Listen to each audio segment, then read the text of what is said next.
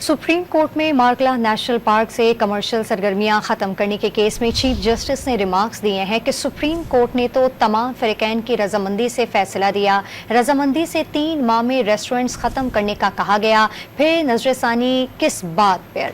वकील नईम बुखारी ने मौक़िफ़ अपनाया कि रजामंदी से रेस्टोरेंट खत्म करने का नहीं कहा, मजबूरी में बात की गई। आपको अपडेट कर रहे हैं इस अहम खबर से कि सुप्रीम कोर्ट में मार्गला नेशनल पार्क से कमर्शियल सरगर्मियां खत्म करने के केस में चीफ जस्टिस ने रिमार्क्स दिए हैं और सुप्रीम कोर्ट ने तो तमाम फ़रीक़ैन की रजामंदी से फैसला दिया। रजामंदी से 3 माह में रेस्टोरेंट खत्म करने का कहा गया, फिर नजरसानी किस बात की? तो वकील नईम बुखारी ने मौक़िफ़ अपनाया कि रजामंदी से रेस्टोरेंट खत्म करने का नहीं कहा, मजबूरी में बात की गई। चीफ जस्टिस काजी फाइज ईसा की सरबराही में 3 रुकनी बेंच इस केस की समाअत कर रहा है और चीफ जस्टिस ने कहा कि सुप्रीम कोर्ट ने तो तमाम फ़रीक़ैन की रजामंदी से फैसला दिया।